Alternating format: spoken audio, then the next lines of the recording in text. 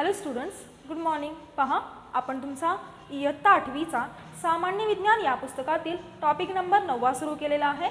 टॉपिकचं नाव आहे आपत्ती व्यवस्थापन. पहा, या टॉपिकमध्ये मागील व्हिडिओ लेक्चरमध्ये आपण भूकंपाची कारणे आणि भूकंपाचे होणारे परिणाम या 2 पॉईंटवरती चर्चा केलेली होती. हे 2 पॉईंट्स आपण अभ्यासलेले होते. पहा, त्या ठिकाणी भूकंपाची कारणे कोणकोणती होती, त्या कारणांमुळे होणारे जे काही परिणाम आहेत हे परिणाम कोणते असतात याचा अभ्यास आपण या मागील व्हिडिओ लेक्चरमध्ये केलेला आहे. ते एकदा क्विक पाहूयात आणि आजच्या व्हिडिओ लेक्चरला सुरुवात करूयात. पहा, आपण जी कारणं पाहिलेली होती ती 5 कारणे एकूण पाहिलेली होती. एक म्हणजे ज्वालामुखीचा उद्रेक, दुसरं मोठमोठ्या धरणांचा ताण, तिसरं खाणकाम, चौथा होणाऱ्या जमिनीमध्ये होणाऱ्या अणुचाचण्या आणि 5वं जे आपण पाहिलं होतं ते म्हणजे भूगर्भामध्ये होणारी जी काही वाफ असते ती नंतर पाणी झिरपतं आणि ती वाफ बाहेर पडायला बघते, याच्यामुळे देखील भूकंप होतात. त्यानंतर आपण जे पाहिले ते भूकंपाचे निरनिराळे होणारे परिणाम. कोणकोणते परिणाम आपण पाहिले तर सगळ्यात एक मी सांगितलं जीवितहानी, दुसरं वित्तहानी, तिसरं जैवविविधतेवरती परिणाम होतो, चौथं सांगितलं परिसंस्थेचा नाश होतो, जी काही सुंदरतेने नटलेलं आपलं पर्यावरण आहे याच्यावरती देखील त्याचा परिणाम होतो. त्यानंतर आपण पाहिलं की नदी आणि नाले यांचे प्रवाह बदलतात. मोठमोठ्या शहरांमध्ये भूकंपामुळे विजेच्या खांब पडतात आणि ते विजेचे खांब पडल्यामुळं शॉर्ट सर्किट होण्याची शक्यता असते आणि त्याच्यामुळं आग लागण्याची शक्यता असते. त्यानंतर आपण जो सगळ्यात शेवटचा पाहिला तो म्हणजे समुद्रतळामध्ये जर का भूकंप झाला तर त्याच्यामुळं सुनामीसारख्या मोठ्या लाटा निर्माण होतात आणि त्याच्यामुळं किनारपट्टीचे जे काही भाग असतात, किनारपट्टीलगतचे जे काही भाग असतात या भागांवरती मोठ्या प्रमाणावरती परिणाम होतो किंवा ते नुकसान होतं. हे आपण मागील व्हिडिओ लेक्चरमध्ये पाहिले होते. पहा, आजच्या व्हिडिओ लेक्चरमध्ये आपल्याला जे पाहायचं आहे त्या पॉईंटचं नाव आहे भूकंप काळात घ्यावयाची काळजी किंवा भूकंप काळात घ्यावयाची दक्षता.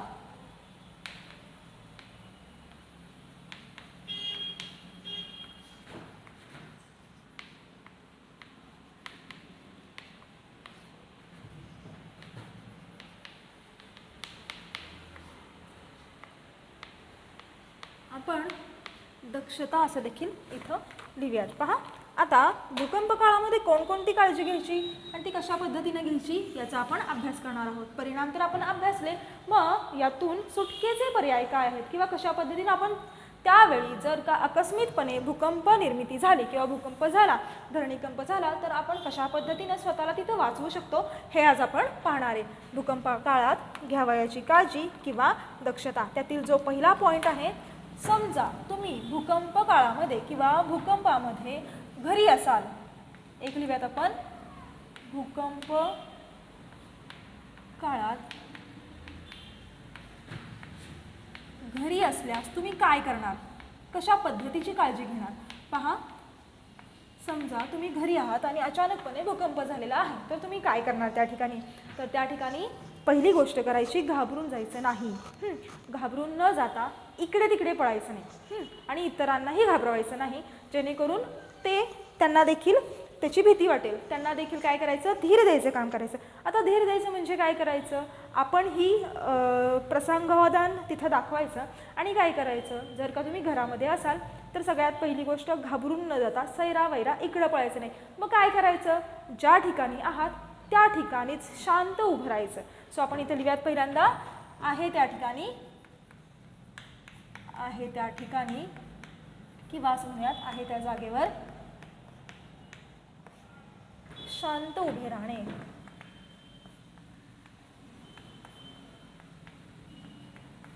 पहा, हे एक करू शकतो. दुसरं काय करू शकतो तर दुसरं आपण त्या ठिकाणी जर का तुम्ही घरामध्ये असाल आणि घरामध्ये असल्यानंतरच आपण पाहतोय ना, घरामध्ये असल्यानंतर आपल्या घरामध्ये फर्निचर असतं. पहा, एखादा टेबल असेल, एखादा खुर्ची असेल किंवा एखादा मोठा पलंग असेल, कॉट असेल, अशा ज्या काही वस्तू असतात म्हणजे जे काही फर्निचर असेल त्या फर्निचर खाली जाऊन बसायचं. ओके, सो आपण दुसरं लिहूयात, घरामध्ये असणाऱ्या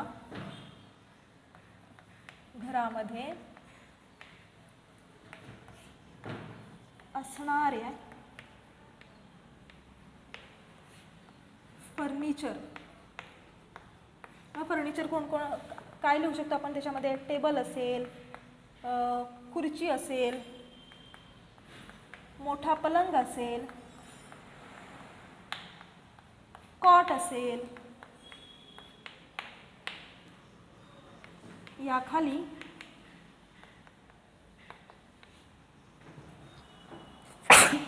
व्हेरी सॉरी शांत जाऊन बसणे.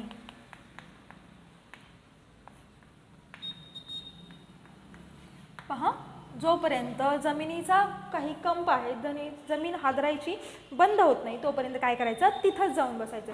समजा तुमच्या घरामध्ये काहीही प्रकारचं फर्निचर अवेलेबल नसेल तर तुम्ही काय करायचं. पहा, समजा घरामध्ये खुर्ची नाही आहे, टेबल नाही आहे आणि पलंग वगैरे नाही आहे, अशा गोष्टी नसतील तर काय करायचं, आपल्या घराचा जो कोपरा आहे मध्यभागी नाही थांबायचं. जो काही घर आहे आपलं त्या ठिकाणी मध्यभागी नाही थांबायचं. कारण की जेव्हा आपण भूकंप हा पॉईंट शिकलेलो होतो तेव्हा आपण भूकंपाचा केंद्रबिंदू बघितलेला आहे.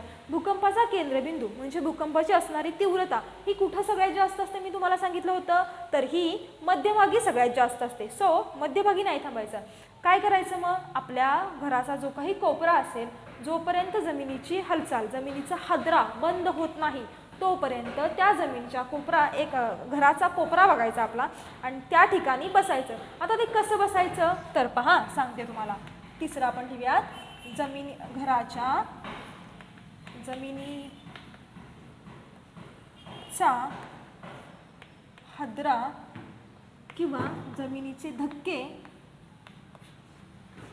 थांबेपर्यंत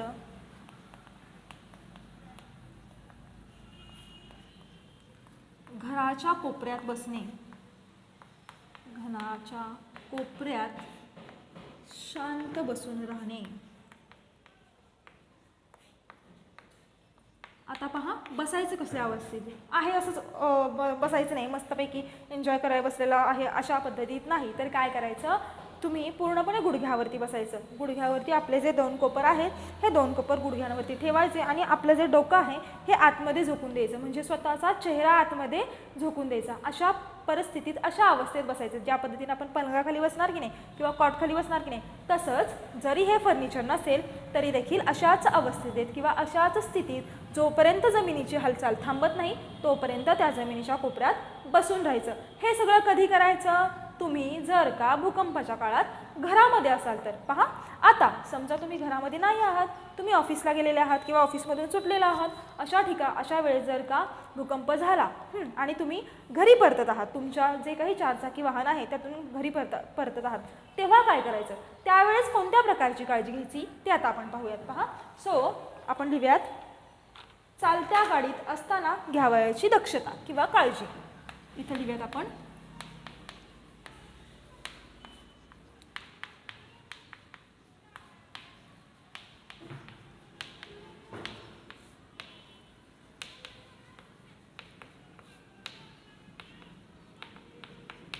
चालत्या गाडीत असताना घ्यावयाची काळजी. आता चालत्या गाडीत असताना जर का भूकंप जाणवला, भूकंपाचे धक्के बसले, तर सगळ्यात पहिल्यांदा गाडी थांबवायची. गाडी थांबवायची. कुठं थांबवायची तर सुरक्षित ठिकाणी जाऊन थांबवायची. हे पहिल्यांदा करायचं. हां, सो आपण इथं लिहूयात, सुरक्षित ठिकाणी वाहन थांबवणे. आता पहा, सुरक्षित ठिकाणी वाहन थांबवलं तर मस्तपैकी तिथून बाहेर पडून एन्जॉय करायला यायचं नाही. काय करायचं, आपण वाहन थांबवल्यानंतर शांतपणे त्या वाहनातच बसून राहायचं. पहा, इथं लिहूयात, शांतपणे वाहनात बसून राहणे. पहा, त्यावेळेस करायचं काय, आता हे जे वाहन आहे हे मोठमोठ्या इमारती असतील, मोठमोठे झाडे असतील आणि जे काही विजांच्या तारा असतील, या ठिकाणी अशा ठिकाणी तर वाहन पण थांबवायचं नाही आणि आपण स्वतः पण थांबायचं नाही याची काळजी घ्यायची. जर का पहा, मोठमोठ्या इमारती अशा ठिकाणी तुम्ही जर का उभे राहिलात आणि मोठ्या प्रमाणात तिथं भूकंपाचा धक्का बसला किंवा हादरा बसला तर काय होणार आहे, ती इमारत सगळी खाली कोसळणार आहे. मग खाली कोसळणार आहे तर तुम्ही जर का तिथं उभे असाल तर काय होणार आहे, तुमच्यावर देखील संकट येऊ शकतं. सो अशा ठिकाणी थांबायचं टाळायचं. सो इथं आपण लिहूयात, मोठ्या इमारती,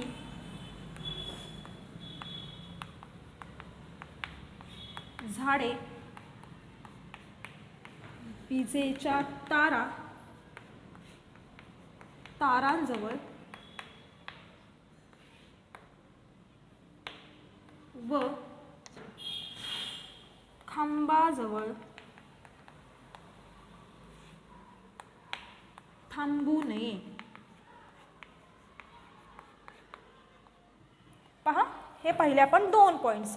घरात असेल तर कशा पद्धतीने भूकंपाची काळजी घ्यायची आणि चालत्या वाहनामध्ये किंवा चालत्या गाडीत असाल तर कशा पद्धतीने काळजी घ्यायची.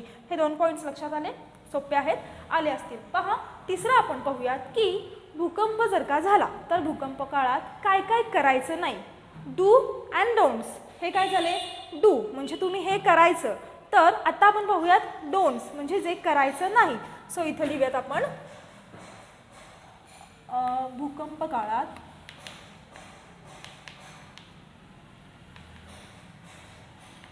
हे करण्याचे टाळा. आता काय करण्याचे टाळायचं पहा, तर एक म्हणजे सगळ्यात पहिलं जे आहे पहा, आता शहरी भागात मोठमोठ्या इमारती आहेत.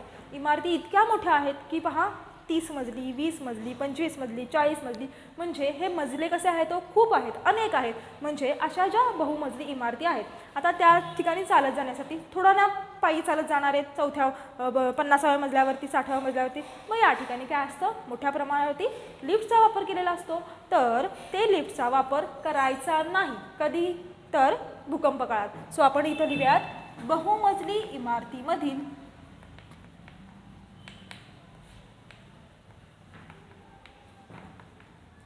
असणाऱ्या लिफ्टचा वापर टाळणे. कधी? भूकंप काळात वापरायचा नाही. तर काय वापरायचा? जिना वापरणे. पहा, दुसरं आपण या ठिकाणी सांगू शकतो, एक म्हणजे काय करायचं, लिफ्टचा वापर टाळायचा. दुसरं या ठिकाणी आपण काय करायचं आहे पहा, ज्या काही पहिल्यांदा आपण काय केलं, या ठिकाणी लिफ्टचा वापर टाळला म्हणजे त्या ठिकाणी काय करायचं, आपल्याला जिना वापरायचा आहे. आपण भूकंप काळात काय करतो, इथं आपण कुठं बसायला सांगितलेलं आहे, कॉट खाली, पलंगाखाली बसायला सांगितलेलं आहे, हो की नाही. मग जर का आपण जास्त वेळ 1 तासभर तशाच अवस्थेत बसून राहिलं तर आपलं काय होणार आहे, शरीर आपलं त्या ठिकाणी अवघडणार आहे. मग अवघडलेले शरीर जे काही आहे हे जास्त काळ तसंच बसून न राहता, त्याच स्थितीत बसून न राहता थोडीशी होईल तेवढी, शक्य तेवढी हालचाल पण करायची. सो आपण इथे लिहूयात अवघडलेल्या स्थितीत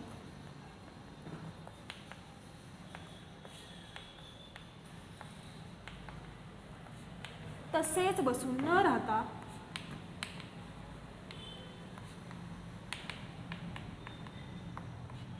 थोडीफार शरीराची हालचाल करणे.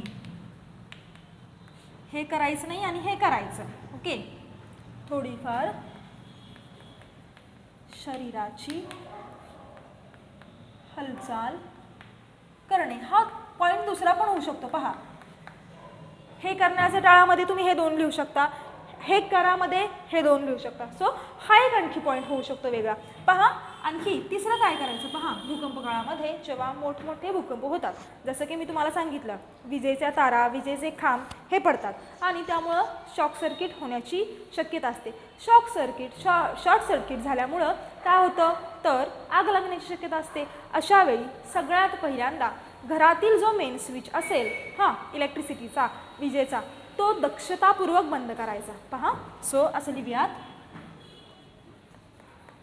शॉर्ट सर्किट होण्याची शक्यता असल्यामुळे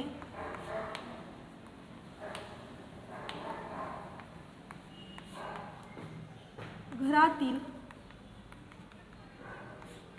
मेन स्विच दक्षतापूर्वक बंद करणे. दक्षतापूर्वक बंद करणे. त्यानंतर पहा, जे काही कंदील असतील, मेणबत्त्या असतील, काडीपेटी असेल, दिवे असतील, हे वापरायचे नाहीत. इथे लिहूयात मेणबत्त्या, कंदील, काडीपेटी, दिवे यांचा वापर टाळावा. यांचा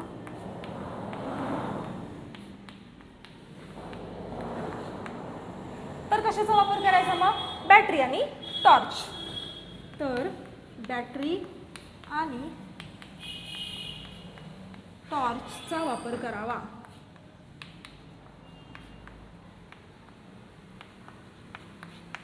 लक्षात आलेले आहेत? काय काय करायचं टाळायचं?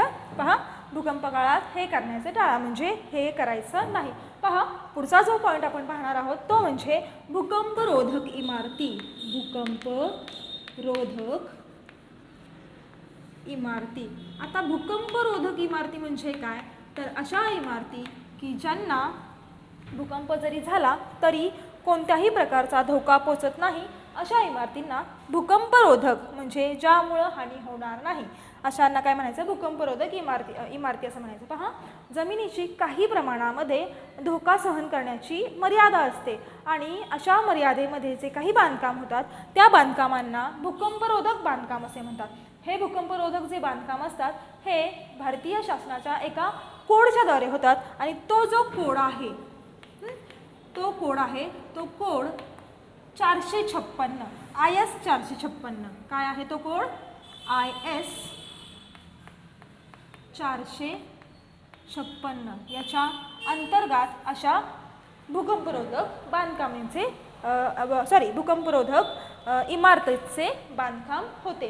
यासाठी मग वेगवेगळे कायदे देखील त्यांनी तिथे दिलेले आहेत. कायदे म्हणजे IS 1893 आणि 13920 असे जे 2 कायदे आहेत ते त्यांनी तिथं दिलेले आहेत. त्यानंतर जे काही भूकंप समजा होणार असेल तर भूकंपाची पूर्वसूचना मिळण्यासाठी आधुनिक यंत्र किंवा आधुनिक तंत्र जी आधुनिक साधने जी वापरली जातात ती आता आपण पाहूयात. भूकंपाची पूर्वसूचना मिळण्यासाठी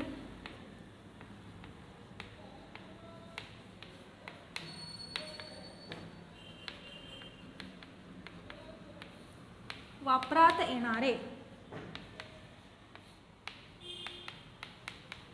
आधुनिक साधने कोणकोणती आहेत हे आपण पाहूयात. पहा, सगळ्यात पहिलं जे आहे हे लेसर रेजिंग. आता पहा, फक्त नावं लक्षात ठेवा, याचं तुम्हाला काही मीनिंग वगैरे काही सांगायची गरज नाही किंवा 1 मार्काला 2 मार्काला विचारले कोणकोणती साधने विचारली जाऊ शकतात तर फक्त नावं लक्षात ठेवा. दुसरं आहे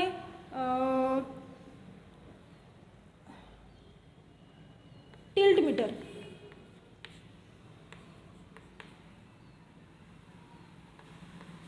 तिसरा आहे क्रेप मीटर. त्यानंतर आहे बेसलाइन. त्यानंतर आहे स्ट्रेन मीटर. त्यानंतर आहे व्हॉल्यूमेट्रिक स्ट्रेन गेज. पहा, व्हॉल्यूमेट्रिक स्ट्रेन गेज. त्यानंतर 7वा आहे टाइड गेज. अशा विविध पद्धतीचे आहेत, आणखी 2-3 असतील, आपल्याला एवढी सफिशियंट आहेत. सो पहा, आजच्या व्हिडिओ लेक्चरमध्ये आपण काय पाहिलेलं आहे? भूकंप काळात घ्यावयाची काळजी. जर का तुम्ही घरी असाल तर काय काळजी घ्यायची, चालत्या वाहनामध्ये असाल तर काय काळजी घ्यायची, भूकंप काळामध्ये काय करण्याचं टाळायचं, काय करायचं, जिना वापरायचा हे तुम्ही त्याच्यामध्ये लिहू शकता. शरीराची हालचाल थोड्याफार प्रमाणात करायची. त्यानंतर बॅटरी आणि टॉर्च यासारख्या साधनांचा वापर करायचा. नंतर आपण भूकंपरोधक इमारती म्हणजे काय पाहिलं? ज्या इमारतींना किंवा असे जे बांधकाम असतात की ज्यांना भूकंपाचा धक्का पोहोचत नाही, कोणत्याही पद्धतीची हानी होत नाही, अशी जी बांधकामं असतात यांना भूकंपरोधक बांधकामे म्हणतात. आणि अशा बांधकामांच्या अंतर्गत ज्या इमारती बांधल्या जातात त्यांना भूकंपरोधक इमारती असं म्हटलं जातात. मग त्यासाठी काही कोड आहेत. IS 456 हा कोड आहे. काही त्यासाठी आणखी 2-3 कायदे आहेत ते तुमच्या पुस्तकामध्ये दिलेले आहेत. आणि त्यानंतर भूकंपाची पूर्वसूचना मिळण्यासाठी वापरण्यात येणारी जी काही आधुनिक साधने आहेत ती देखील आपण इथं पाहिलेली आहेत. बोर्डवरती जे काही लिहिते ते तुमच्या वहीमध्ये नोट डाऊन करून घेत चला. पहा, आजच्या व्हिडिओ लेक्चरमध्ये आपण इथंच थांबूयात.